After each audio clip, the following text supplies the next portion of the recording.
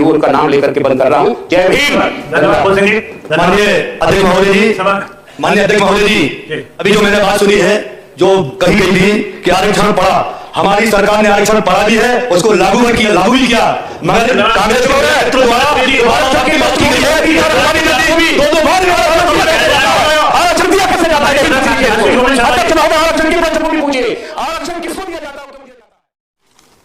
माननीय अध्यक्ष महोदय, अभी माननीय सदस्य सभी सदस्यों से निवेदन है कि कृपया आप अपने विषय 5 मिनट में समाप्त करेंगे ताकि अन्य सदस्यों को भी अवसर मिल सके। कहा था माननीय महामहिम राज्यपाल जी का जो अभिभाषण है ये 5 वर्ष का आईना है, तो इसमें जो कुछ है वो 5 वर्ष के हिसाब से ही चर्चा करेंगे।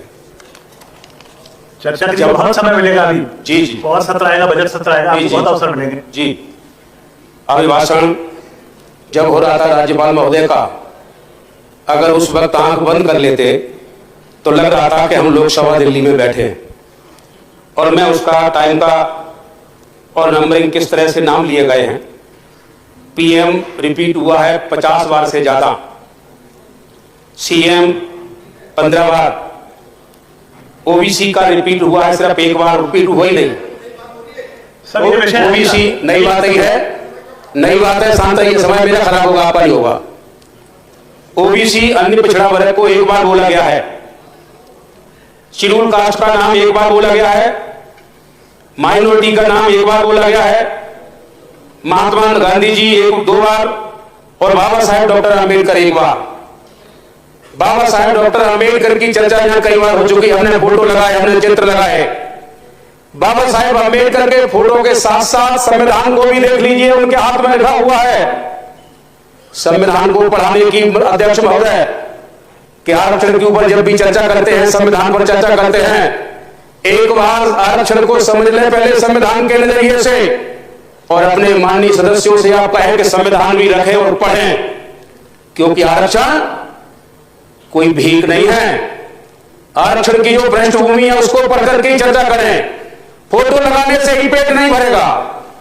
आरक्षण विषयांतर कर रहे हैं, सही है ये, मैं उसी के अंदर बोल रहा हूं। ओबीसी बाबा साहेब अम्बेडकर ने संविधान में लिखा, भारतीय संविधान भाग 16 अनुच्छेद 340 और अन्य, इसमें माननीय राहुल जी ने खुद कहा कि जिसकी जितनी संख्या भारी उसकी उतनी हिस्सेदारी होनी चाहिए, लेकिन यह हिस्सेदारी छोड़िए, नाम भी नहीं लिया जा रहा। तो बाबा साहेब अम्बेडकर जब कह गए तो भले ही महामहिम राज्यपाल ना भी कहें तो भी हम हक अपना लेके रहेंगे, और हम आपको बताना चाहते हैं यही नहीं है, इसके आगे मैं रिपीट नहीं करना चाहता हूं, लाडली लक्ष्मी योजना का रिपीट नहीं, नाम ही नहीं लिया। एक बड़ा विषय है जो किसानों के लिए सरदर्द बना हुआ है, वो है हमारा पशु। हमारा पशुओं के बारे में नहीं कहा गया, गाय को इन्होंने कहा है, लेकिन मैं आज कहना चाहता हूं गाय पूरी तरह से हमारा पशु बना दिया है इस सरकार ने। माननीय कमलनाथ जी ने गौशाला बनाई थी, इस सरकार के माननीय महामहिम राज्यपाल महोदय के अभिभाषण में गौशाला का नाम नहीं है, और गौशाला जब नहीं होगी तो गाय हमारा पशु बन गई, और हमारा पशु होने के कारण गौशाला में गाय नहीं रहती है, रोड पर रहती है। जब ड्राइवर आता है शराब पी करके उसको कुचल के चला जाता है। ये भी माननीय अध्यक्ष महोदय हिसाब लगाइए, मध्य प्रदेश में एक दिन में कितनी गायों का कत्ल हो रहा है रोडों पर, कितनी गाय मारी जा रही है, इसको भी आप थोड़ा सा काउंट कराइए। लाखों गाय रोज मारी जा रही है, और किसके कारण मारी जा रही है? इसी भारतीय जनता पार्टी की सरकार के कारण।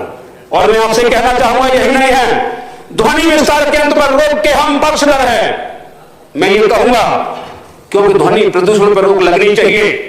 लेकिन सरकार का जो अंदाज है, सरकार की जो नीति है, वो प्रदूषण पर रोक ही नहीं है, वो मुसलमानों की मस्जिद का प्रदूषण दिखाई दे रहा है, उन्हें और कोई दिखाई नहीं देता। यही नहीं, और मैं आपसे कहना चाहूंगा, मांस मछली बेचने के लिए प्रतिबंध लगा दिया है, और प्रतिबंध कैसा लगाया है कि रोडों पर नहीं बेचेंगे। क्या अध्यक्ष महोदय सरकार ने उनको दुकानें दे दी थी क्या?